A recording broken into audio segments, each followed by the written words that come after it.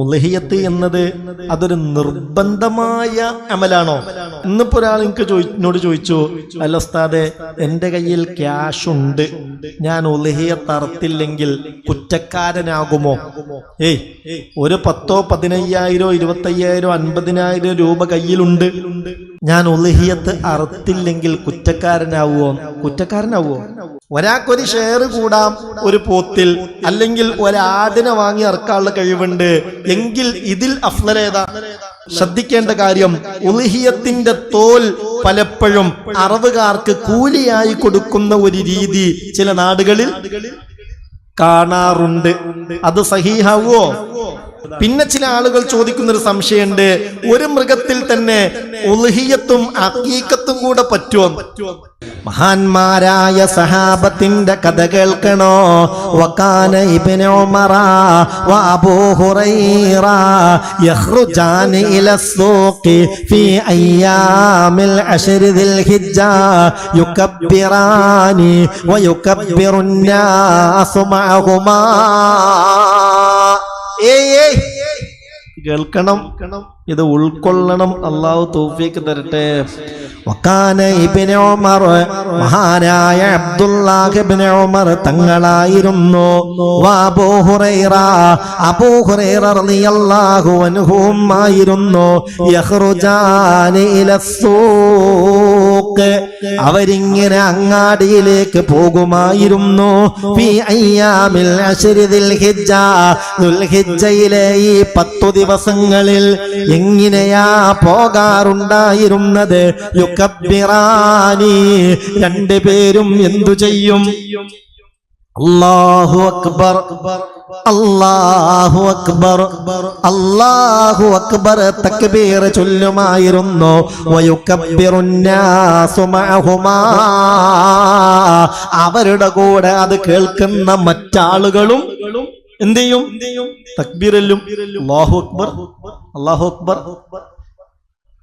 ചൊല്ലണം, സുന്നത്താണ്. ഒരു ഉളുഹിയത്തിന്റെ മൃഗത്തെ കണ്ടാൽ അല്ലാഹു അക്ബർ എന്ന് ചൊല്ലൽ പ്രത്യേകം. നിങ്ങൾ കേൾക്കുന്നുണ്ടോ? ഉളുഹിയത്ത് എന്നത് അതൊരു നിർബന്ധമായ അമലാണോ? അല്ല. ഇന്നിപ്പോ ഒരാൾ എന്നോട് ചോദിച്ചു, അല്ല ഉസ്താദേ, എൻ്റെ കയ്യിൽ ക്യാഷ് ഉണ്ട്, ഞാൻ ഉളുഹിയത്ത് അറുത്തില്ലെങ്കിൽ കുറ്റക്കാരനാകുമോ? ഒരു 10,000, 15,000, 25,000, 50,000 രൂപ കയ്യിലുണ്ട്, ഞാൻ ഉളുഹിയത്ത് അറുത്തില്ലെങ്കിൽ കുറ്റക്കാരനാവുമോ? കുറ്റക്കാരനാവൂല. കാരണം ഉളുഹിയത്ത് നിർബന്ധം അല്ല. അത് നിർബന്ധമായൊരു അമലല്ല. നേർച്ചയാക്കിയാലോ നിർബന്ധമാകും. നിർബന്ധമായി കഴിഞ്ഞാൽ പിന്നെ അതിൽ നിന്ന് ഒരു കഷ്ണം പോലും അവൻ ചെലവ് കൊടുക്കൽ നിർബന്ധമുള്ളവർക്കോ കഴിക്കാൻ പാടില്ല. മനസ്സിലായോ? ഉളുഹിയത്ത് അതൊരു സുന്നത്തായ അമലാണ്. എന്നാൽ സുന്നത്തായ സദഖകളിൽ ഏറ്റവും അഫ്ളലായ സദഖ അത് ഉളുഹിയത്താണ്. മനസ്സിലായോ? ഉളുഹിയത്ത് സുന്നത്തായ സദഖകളിൽ സദഖത്തുൻ മുഅക്കദ, ഏറ്റവും കൂലിയുള്ള അമലാണ്. കഴിയുന്നവരൊക്കെ കൂടുന്നത് നല്ലതാണ്. ഏറ്റവും നല്ലത് ഒരു മൃഗത്തെ വാങ്ങി സ്വന്തമായി അറുക്കാൻ കഴിയുമെങ്കിൽ അങ്ങനെ അറുക്കലാണ്. പക്ഷെ എല്ലാവർക്കും അത് കഴിഞ്ഞോളുന്നുണ്ടോ? ഇല്ല. അപ്പോൾ പിന്നെ കഴിവിനനുസരിച്ച് ആ 7 ഷെയർ വരെ ഒരു മൃഗത്തിൽ ആകാവുന്നതാണ്. 7 കഴിയൂല, 6 കഴിയുള്ളൂ, ആവാം. 6 കഴിയില്ല, 5 കഴിയുള്ളൂ, ആവാം. 5 കഴിയൂല, 4 കഴിയുള്ളൂ, ആവാം. 4 കഴിയൂല, 3 കഴിയുള്ളൂ, ആവാം. 3 കഴിയില്ല, 2 കഴിയുള്ളൂ, ആവാം. 2 കഴിയില്ല, 1 കഴിയുള്ളൂ, ആവാം. 1 ഷെയർ ആവാം. 1 കഴിയൂല, എന്നാ നമ്മൾ 2 കൂടിയും 1 ഷെയർ എടുക്കുക. പറ്റുമോ? ഉണ്ടണില്ലല്ലോ. ഉളുഹിയത്തിന്റെ ഫളായിൽ ഇങ്ങനെ ഉസ്താദ് പറഞ്ഞപ്പോഴേ അറക്കണം എന്ന് വലിയ പൂതി. കയ്യിലാകെ 5000 റുപ്യേ ഉള്ളൂ. 1 ഷെയറിന് പള്ളി കമ്മിറ്റി നിശ്ചയിച്ചത്, അല്ലെ മദ്രസ കമ്മിറ്റി നിർണയിച്ചത് 10,000 രൂപയാ. അപ്പൊ എന്റെ കയ്യിൽ 5000 ഉള്ളൂ. ഞാൻ എന്റെ അയൽവാസിയോട് ചോദിച്ചു, എന്നാ നമുക്ക് 2 കൂടി 1 ഷെയർ കൂടുക, 5000 ഞാൻ എടുക്ക, നീയും ഒന്ന് പറ നീയും 5000. അപ്പൊ എത്രയായി? 10000. ഞങ്ങൾ രണ്ടാളും കൂടിയും ഒരു ഷെയർ പറ്റുമോ? പറ്റൂല. അത് ശരിയല്ല. മിനിമം ഒരു ഷെയറെങ്കിലും കൂടണം, അപ്പോഴേ അത് സഹീഹാകൂ. അങ്ങനെ 7 ആളുകൾ വരെ ഒരു മൃഗത്തിൽ ആവാം. പക്ഷെ പോത്ത്, ഒട്ടകം, മൂരി പോലോത്തതിൽ, ആടിൽ 7 ആൾക്ക് പറ്റുമോ? പറ്റൂല. ഒരാൾക്കൊരു ഷെയർ കൂടാം ഒരു പോത്തിൽ, അല്ലെങ്കിൽ ഒരാടിനെ വാങ്ങി ഇറക്കാനുള്ള കഴിവുണ്ട് എങ്കിൽ ഇതിൽ അഫ്ളൽ ഏതാ? ഒരാടിനെ വാങ്ങി സ്വന്തമായി അറുക്കലാണ് അഫ്ളൽ.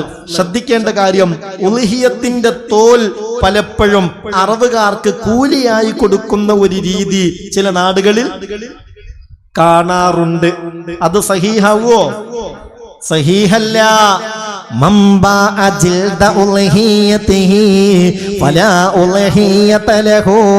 ഒരാൾ ഉളിഹിയത്തിന്റെ തോല് വിറ്റ് കളഞ്ഞാൽ അയാൾക്ക് ഉളിഹിയത്തില്ല.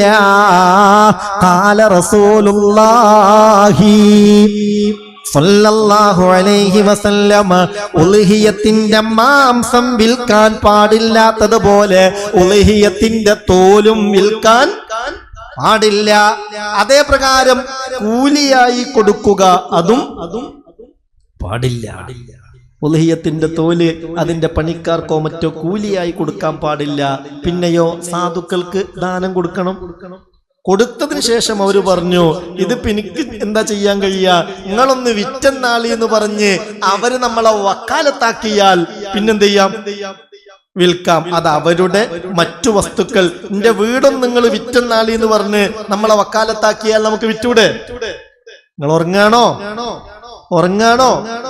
കുഴപ്പമില്ല, വിൽക്കാം എന്നതുപോലെ അവർ നമ്മളെ വക്കാലത്താക്കിയാൽ വിൽക്കാവുന്നതാണ്. പിന്നെ ചില ആളുകൾ ചോദിക്കുന്നൊരു സംശയമുണ്ട്, ഒരു മൃഗത്തിൽ തന്നെ ഉളിഹിയത്തും അഖീഖത്തും കൂടെ പറ്റുമോ? കേൾക്കുന്നുണ്ടോ? മഹല്ല് കമ്മിറ്റി സംഘടിതമായി ഉളിഹിയത്ത് അറുക്കുന്നുണ്ട്. അപ്പൊ എന്റെ കുട്ടിയുടെ അഖീഖത്ത് ഞാൻ അറുത്തിട്ടില്ല, അല്ലെങ്കിൽ എന്റെ അഖീഖത്ത് തന്നെ അറുക്കപ്പെട്ടിട്ടില്ല. ബാപ്പിയമ്മയും പറയും, നിന്റേത് മാത്രം അറുത്തിട്ടില്ല, മുടിയൽച്ചിനെ നടത്തിയിട്ടില്ല, അറവ് നടത്തിയിട്ടില്ല എന്ന് പറഞ്ഞു. അപ്പോൾ ആ ഉളിഹിയത്തിന്റെ പോത്തിൽ ഒരു ഷെയർ ഞാൻ ഉളിഹിയത്തും കൂടി, പിന്നെ ഒരു ഷെയർ അഖീഖത്തും കൂടി, കുഴപ്പമുണ്ടോ? ഇല്ല, കൂടാം. മനസ്സിലായില്ലേ? കൂടുന്നതിന് വിരോധം ഇല്ല. പക്ഷെ ഒരു ഷെയർ തന്നെ ഉളിഹിയത്തും അഖീഖത്തും കൂടെ അത് പറ്റുമോ? ആകെ ഞാൻ 7 ഒരു ഷെയറേ കൂടിയിട്ടുള്ളൂ.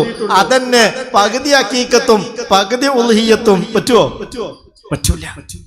ഇനി ഒരു കൊല്ലത്തിൽ ഒരാൾ കൂടി എന്നതുകൊണ്ട് 7 ഒരു ഷെയർ കൊല്ലത്തിൽ ഒരാൾ കൂടി എന്നതുകൊണ്ട് ഇനി 7 കൊല്ലവും കൂടൽ നിർബന്ധമാണ്. അങ്ങനെയുണ്ടോ? അങ്ങനെയുണ്ടോ? അങ്ങനല്ല. അങ്ങനെയൊക്കെയുള്ള ഡൗട്ട് ചില ആളുകൾക്കുണ്ട്. അതുകൊണ്ടാണ് സാന്ദർഭികമായി ഇതൊന്ന് ഓർമ്മപ്പെടുത്തുന്നത്. 7 ഒരു ഷെയർ ഒരു കൊല്ലം കൂടിയാൽ ഇനിയുള്ള 6 കൊല്ലവും കൂടൽ നിർബന്ധമാണ്. അങ്ങനെ ഇതുൾപ്പെടെ 7 ആവണം എങ്കിലേ ഉളിഹിയത്ത് സഹീഹാകൂ. അങ്ങനെയുണ്ടോ? അങ്ങനൊരു മസല ഇല്ല. ഈ കൊല്ലം ഒരു ഷെയർ കൂടാനുള്ള സാമ്പത്തിക ശേഷി ഉണ്ടെങ്കിൽ അൽഹംദുലില്ലാ അതിൽ കൂടാം.